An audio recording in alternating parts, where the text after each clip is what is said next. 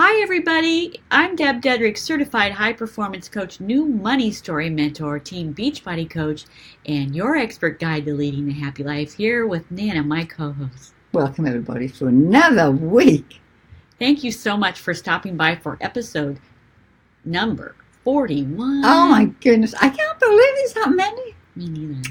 Why arguing doesn't work to solve problems, right? Oh, that's true. And we've all tried to solve these problems with arguing. I know we have. Right, Nana? Even though you're going to claim you never argue. Oh, are you joking? No.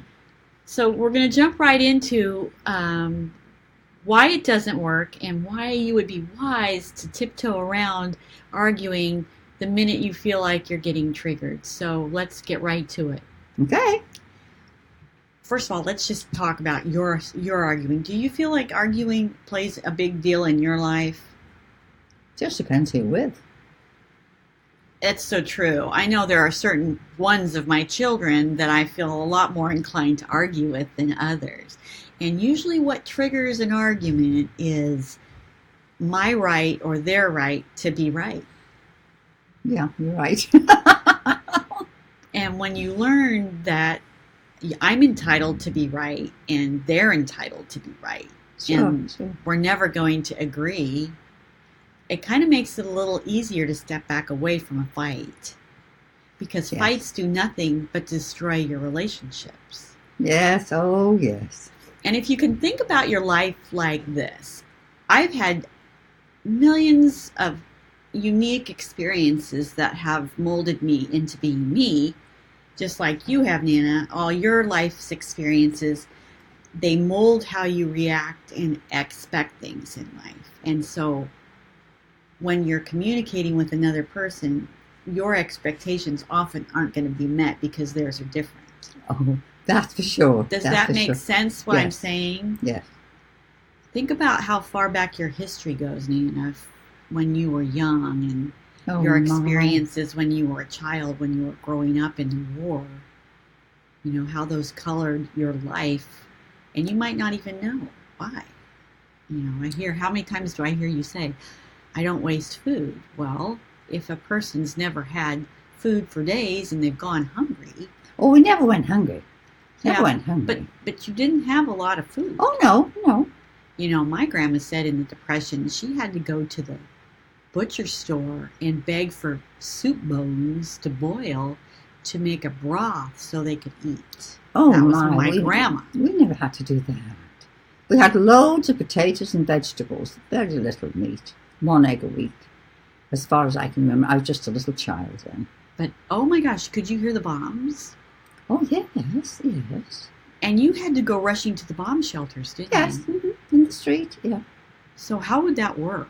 Would you be at home and Well, sirens the sirens would go off and you'd say, well, okay, head to the shelter. What if you all weren't together? Did you have an escape plan? Well, at the time then, there was only myself and then my baby sister and mother and father. So we were all right, we're just going in there. And then we'd How stay long all would night. you stay in there? Mostly all night. Where would you sleep? You didn't. You just sat there and waited? How scared? Yes. How old were you? Well, we wasn't scared because we were just little children. Yeah, well, I was just a little child. And, of course, my grandmother, we always had shelters that was numbered. And I always wanted to be where my grandmother was. And I tried to sneak up there. Obviously, I wasn't supposed to. I'd have to stay in where I was supposed to be, where they'd know the amount of people that were in there. They counted. Yes.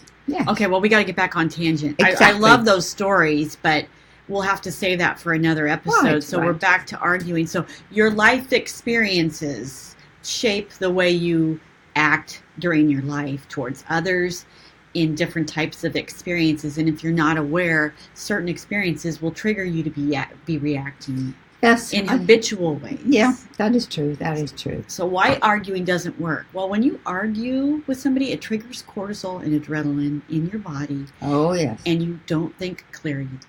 You think emotionally. And when you choose to react emotionally, that's when you get in trouble. Number 2, each one of us, because of what we just talked about, our unique experience and walk through life, is entitled to have their own opinion and desires and wants. even if they don't agree with what you and I have for what we Mm-hmm, want. mm-hmm. And they're never going to agree. We're never going to have the same desires and wants. Why would we? We're uniquely human beings. Exactly. You're right there. And if you can employ some compassion towards the one that you're arguing with in love, you can say, okay, you know what? I'm going to hear them, and I'm going to respect their wishes. And I'm going to let them do what they want. Sometimes that's very hard to do, especially if it's your husband. I know, and that's when we think about that big board that comes out and we want to smack them upside the head. Just kidding.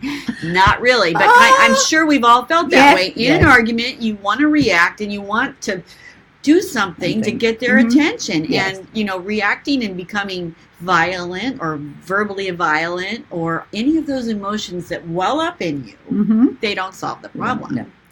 They escalate an argument